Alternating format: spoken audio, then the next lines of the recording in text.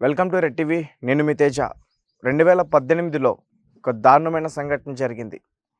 మారుతిరావు అనే ఒక వ్యక్తి తన కూతురు ప్రేమించిన అబ్బాయిని అతి దారుణంగా సుపారీ ఇచ్చి దాదాపు ₹1,00,00,000 వరకు కూడా ఇచ్చి అతన్ని చంపించడం జరిగింది. అతను ఎవరో కాదు, ప్రణయ్. సో ఈరోజు నేను ప్రణయ్ సమాధి దగ్గర ఉన్నా. సో ఇక్కడికి రావడానికి గల రీజన్ ఏంటంటే, అంటే సమాధిలో ఏంటి ఇతను వీడియోలు చేస్తున్నాడు అనుకోవచ్చు. సో ఎందుకంటే ఇతనికి ఈరోజు న్యాయం దక్కింది. 2018లో జరిగిన ఆ మర్డర్‌కి ఇతన్ని చంపేశారు ఆ రోజు. ఇది అందరికీ తెలిసిందే. సో నిన్న ఇక్కడ నల్గొండ ఎస్సీ, ఎస్టీ దగ్గర ఒక కోర్టు సంచలన తీర్పిచ్చింది. ఇతన్ని ఎవరైతే హతమార్చి చంపేశారో అతనికి సుభాష్ శర్మ అనే ఒక వ్యక్తికి ఉరిశిక్ష పడింది.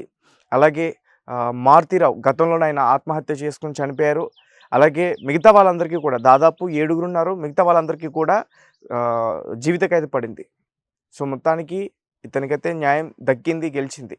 కానీ న్యాయం గెలిచినా కానీ పోయిన ప్రాణం అయితే తీసుకురాలేము. వీళ్ళ కుటుంబ సభ్యులతో కూడా నేను మాట్లాడడం జరిగింది. సో అంటే సార్ ఎందుకు నేను వీళ్ళ ఫాదర్‌కి ప్రణయ్ వాళ్ళ ఫాదర్‌కి నేను ఫస్ట్ అడిగిన క్వశ్చన్ ఏంటంటే, సార్ ఎందుకు మారుతీరావు గ్యాప్ తీసుకున్నాడు? మీకు తప్పుగా అనిపించవచ్చు, బట్ నేను అడుగుతుంది మీకు అర్థమవుతుంది. సార్ మారుతీరావు గారు పెళ్ళికి ముందే అతను హెచ్చరించి ఉండొచ్చు కదా, లేదంటే రెక్కీ నిర్వహించారని చెప్తున్నారు. పెళ్ళికి ముందే రెక్కీ అట్లాంటివన్నీ కూడా చేయొచ్చు కదా. అప్పుడే అతనికి ఏదైనా చేసే ఆలోచన ఉంటే అప్పుడే మీ అబ్బాయిని భయపెట్టడమో, లేకపోతే ఎవరితో అయినా కొట్టించడమో, లేకపోతే ఇలా దాడి చేపించడం ఇలాంటివన్నీ కూడా చేసి ఉండొచ్చు కదా.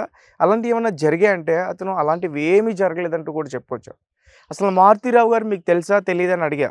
సో అతను ఎప్పుడూ నాతో మాట్లాడలేదు. ఈ విషయాల గురించి కూడా మేము ఎప్పుడూ చర్చించుకోలేదు. అలాగే మేము ఎదురు బదురు కూడా ఎప్పుడు కూడా మా ముఖాలు చూసుకోలేదంటూ కూడా వీళ్ళ ఫాదర్ చెప్పుకొచ్చారు. అలాగే మారుతీరావు మిర్యాలగూడకి వలసొచ్చిన వ్యక్తి అంట. అతను ఫస్ట్‌లో ఇక్కడ ఏదో కిరసనాయిలు అమ్ముకుంటూ చిన్నగా రియల్ ఎస్టేట్ వ్యాపారంలోకి ఆయన వచ్చారు. సో అతని గురించి మాకు పూర్తిగా తెలీదు. వాళ్ళ క్యాస్ట్ ఏంటనేది తెలుసు. అయితే మనందరికీ తెలుసు, అంటే వీళ్ళ ప్రేమకి వీళ్ళ పెళ్ళికి అడ్డు క్యాస్టే. సో మొత్తానికి వీటన్నిటిని కాదని అమృత, ప్రణయ్ ఇద్దరు కూడా పెళ్లి చేసుకున్నారు. పెళ్లి చేసుకుని అమృత 5వ నెల గర్భంలో ఉన్నప్పుడు ప్రణయ్‌ని దారుణంగా చంపేశారు. మిర్యాలగూడ ఒక హాస్పిటల్‌లో తన హెల్త్ చెకప్ కోసం హాస్పిటల్‌కి వెళ్ళి అమృతని హెల్త్ చెకప్ చేయించి తిరిగి అదే హాస్పిటల్ నుంచి బయటకు వస్తున్న టైంలో రెక్కీ నిర్వహించారు ముందుగానే అక్కడ. సో జస్ట్ అప్పుడే బయటకు వచ్చారు. గేట్ బయటకి వచ్చిన వెంటనే వెనకాల నుంచి మాంసం కొట్టే కత్తితో వెనకాల నుంచి తన మెడపైన బలంగా ఒకటే వేటికి అతన్ని చంపేయడం జరిగింది. తర్వాత మళ్ళీ ఇంకొక కూడా వేటు వేశాడు, ఎక్కడ మళ్ళీ తను లేస్తాడు అని చెప్పేసి. సో ఆ విజువల్స్ అన్నీ కూడా మనం అప్పుడు చూసాం. 2018లో జరిగింది. సో మొత్తం దేశవ్యాప్తంగా కూడా ఇది సంచలనంగా మారిపోయింది. ఎందుకంటే ఈ కులానికి సంబంధించింది. ఒక తక్కువ కులం వాడు ఎక్కువ కులం అమ్మాయిని ప్రేమించాడు అని చెప్పేసి ఇతన్ని చంపేశారంటూ కూడా అప్పుడు చాలామంది ధర్నాలు చేశారు. చాలా గొడవలు కూడా జరిగాయి. సో అప్పటి నుంచి కూడా వీళ్ళందరూ కూడా వెయిట్ చేస్తున్నారు. మరి ప్రణయ్‌కి న్యాయం జరుగుతుందా? ప్రణయ్‌కి న్యాయం జరుగుతుందా? జరగదా? దాదాపు ఈరోజు తీర్పొచ్చి 7 ఏళ్ళు అవుతుంది. సో 7 ఏళ్ళకి మొత్తం న్యాయం అయితే జరిగింది. ప్రస్తుతం ప్రణయ్‌కి ఒక బాబు, అమృతకి ఒక బాబు. సో అతనికి దాదాపు 7 సంవత్సరాలు ఉంటాయని చెప్తున్నారు. సో ఆమె హైదరాబాద్‌లోనే ఉండిపోయింది. ఇంకా వీళ్ళ ఫ్యామిలీ మొత్తం కూడా ఇక్కడే ఉన్నారు. వీళ్ళు మీడియాతో మాట్లాడడానికి ఇష్టపడట్లేదు. ఎందుకంటే అయిపోయింది, మాకు న్యాయం దక్కింది కాబట్టి మేము ఇంకెక్కువ మాట్లాడం. ఇప్పుడు ఏదైనా మాట్లాడితే మేము అవతల వాళ్ళని రెచ్చగొట్టినట్టు అవుతుంది. అలాగే అప్పుడే సుపారీ గ్యాంగ్‌లు రెక్కీలు నిర్వహించారు. ఆ రోజే దానికి ముందు కూడా చాలాసార్లు రెక్కీ నిర్వహించారంట వాళ్ళు. వాళ్ళ ఇంటి దగ్గర కూడా సీసీ కెమెరాలో చెక్ చేస్తే అవన్నీ కూడా బయటపడ్డాయి. సో ఇందులో విషయం ఏంటంటే అమృత చెప్పిన వెర్షన్ మనం చూస్తే మా నాన్న కాకుండా మా చిన్నాయన, అంటే మారుతీరావు గారి తమ్ముడు. సో ఆయన వీళ్ళ నాన్నగారిని రెచ్చగొట్టాడంట. మన ఇంటి పరువు తీస్తుంది, బయటికెళ్ళి బజార్ పాలు చేస్తుంది, సో వదలొద్దు అని చెప్పేసి. సో అంటే వీళ్ళు అటాక్ చేయాలనుకున్నప్పుడు ఒకవేళ చంపే ఉద్దేశం ఉండి అటాక్ చేయాలనుకున్నప్పుడు ముందే చేయొచ్చు. నాకేమనిపించిందంటే నిజంగానే మారుతీరావు గారే ఇది కావాలని చేపిచ్చారా? లేదా? ప్రస్తుతం ఈ కేసులో ఆయన ఏ1గా ఉన్నారు. ఆయన ఆత్మహత్య చేసుకొని చనిపోయారు. కానీ అమృత చెప్పిన వెర్షన్ చూస్తుంటే ఎందుకో కొన్ని మళ్ళీ డౌట్స్ క్రియేట్ అయినాయి. సో, అందుకనే వీళ్ళ ఫాదర్‌ని కూడా అడిగా. సార్ అసలు మీరు పెళ్లి గురించి మాట్లాడారా? చర్చించారా? అంటే ఒకానొక టైంలో అమ్మాయి వచ్చి వీళ్ళ ఇంట్లో ఉన్నప్పుడు ఫోన్‌లో డైరెక్ట్‌గా చెప్పారంట. మీ వచ్చి మీరు ఆయనతో కాకుండా నార్మల్‌గా వాళ్ళ కుటుంబ సభ్యులతోనో ఎవరితోనో వచ్చిన గ్యాంగ్‌తో చెప్పారంట. నేను డోర్లు తీసి పెడతా. మా అబ్బాయిని గట్టిగా పట్టుకొని మేమే పట్టుకుంటాం. తర్వాత వాడికి మేము ఏదైనా చెప్పుకుంటాం. వాడికి మేము ఏదైనా నచ్చజెప్పుకుంటాం. మీరు ఆ అమ్మాయిని తీసుకెళ్ళిపోండి అంటే, ఆ అమ్మాయిని తీసుకెళ్ళడానికి అక్కడ రాలేదంట వాళ్ళు. అలాగే ఆ అమ్మాయికి కూడా వెళ్ళనని చెప్పిందంట. సో, ఇలాంటి విషయాలన్నీ కూడా చెప్పారు. సో, అసలే వాళ్ళు ఊహించలేదంట ఇలాంటి సంఘటన జరుగుతుందని మేము ఊహించలేదు. ఒకవేళ మాకదే ఉండుంటే గనక మేము ఖచ్చితంగా చాలా జాగ్రత్తలు తీసుకునేవాళ్ళం. అసలు వాళ్ళని బయటికి పంపించేవాళ్ళం కాదు. అన్నీ మేమే దగ్గరుండి చూసుకునేవాళ్ళం అని చెప్తున్నారు. అలాగే అప్పుడు వీళ్ళ కుటుంబ సభ్యుల పైన కూడా అటాక్ చేయడానికి వాళ్ళు ప్లాన్ చేశారు. బట్ పోలీసులు అప్పుడు సెక్యూరిటీని కల్పించారు కాబట్టి అది జరగలేదు. సో, ఇందులో మొత్తం 7 ఉన్నారండి. వీళ్ళకి సహకరించిన ఆటో డ్రైవర్, అలాగే Maruthi Rao personal director, supari gang persons, అలాగే మారుతీరావు వాళ్ళ తమ్ముడు. సో, దాదాపు ₹1,00,00,000 వరకు కూడా సుఫారీ ఇచ్చి చంపించాడంటూ కూడా చెప్తున్నారు. సో, దేశవ్యాప్తంగా ఇది చాలా పెద్ద సంచలనం క్రియేట్ అయింది. సో, చాలామంది కూడా వెయిట్ చేశారు అమృత, ప్రణయ్. అంటే ముఖ్యంగా ఈ విషయం కాస్త కొంచెం అంటే ప్రజలందరూ ఎక్కువగా గుర్తుపెట్టుకోవడానికి ఇంకొక బలమైన రీజన్ కూడా ఉంది. సో, అమృత అనే ఎవరైతే ఉన్నారో ఆ అమ్మాయి ఇతను చనిపోయిన తర్వాత తను ఫైట్ చేసింది. అలాగే ఒక యూట్యూబ్ ఛానల్ మెయింటైన్ చేస్తూ ఒక ఇన్‌స్టాగ్రామ్ ఇన్‌ఫ్లుయెన్సర్‌గా ఉంది. సో, చిన్న చిన్న బోటిక్ అని అలాంటి కొన్ని చిన్న వీడియోస్ చేసుకుంది. వాటి నుంచి రెవెన్యూ జనరేట్ చేస్తూ తన జీవనం సాగిస్తుంది. ప్రస్తుతం ఆ అమ్మాయి హైదరాబాద్‌లోనే స్థిరపడింది. బాబును అక్కడ ఉంచుకుందంటూ కూడా ప్రణయ్ వాళ్ళ ఫాదర్ అయితే మనతో పాటు మనకి చెప్పడం జరిగింది. సో, అప్పుడప్పుడు ఇక్కడికొచ్చి చూస్తూ వెళ్తూ ఉంటుందంట. ఒక్కొక్కసారి మనవాడిని కూడా ఇక్కడే వదిలేస్తుంది. మేము ఆడుకుంటాం సరదాగా. ఆడిపించుకుంటాం ఆ అబ్బాయిని. చాలా ఇష్టం మాకు.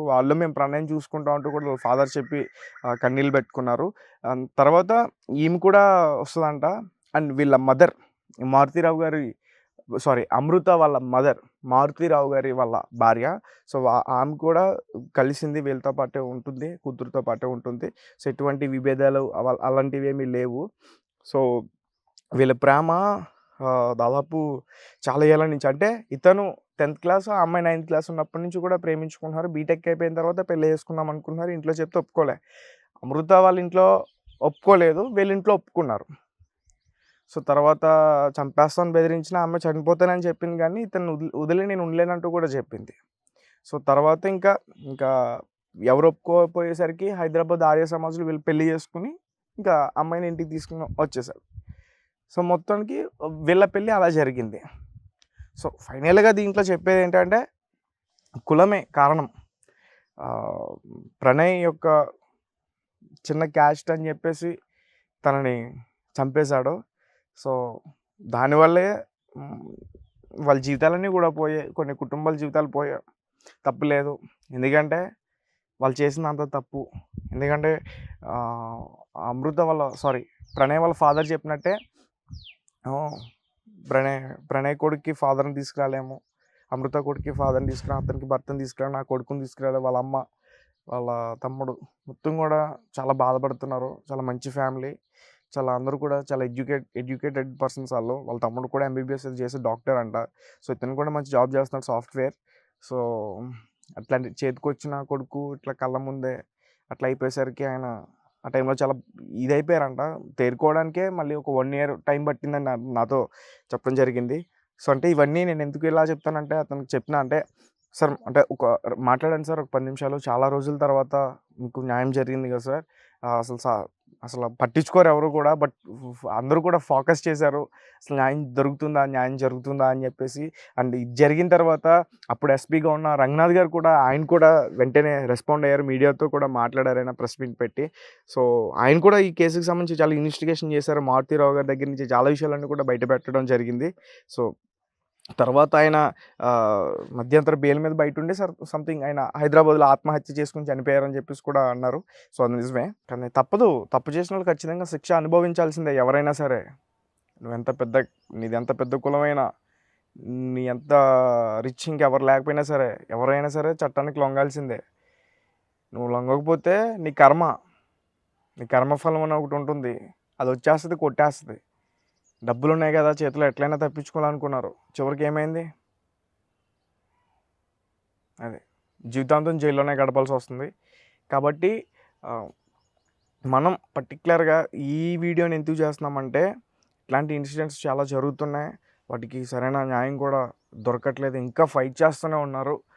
సో ఇట్లానే ప్రేమించారని చెప్పేసి చంపేయడం, పెళ్ళి అవ్వకుండానే చంపేయటం, పెళ్లి చేస్తాం ఇంటికి పిలిచి చంపేయడం, ఇట్లాంటివన్నీ కూడా చాలా జరుగుతున్నాయి. కాబట్టి దృష్టిలో ఉంచుకోండి, ఫైట్ చేయండి, మనకి న్యాయం సో ఇంకా అమృత గారు కూడా హైదరాబాద్లో ఉన్నారు కాబట్టి ఆమె కూడా మీడియాతో మాట్లాడడానికి ఇష్టపడట్లేదు. సో తన పని ఏదో తను చేసుకుంటూ వెళ్ళిపోతున్నారు. నిన్న ఇన్స్టాగ్రామ్లో స్టోరీ పెట్టారు. సో స్టోరీ అందరికీ తెలిసిందే, మనకు అర్థమైంది. అప్పట్లో కూడా ఆమె ఫేస్బుక్లో పెట్టారు. సో అంటే అక్కడితో ఆగిపోకుండా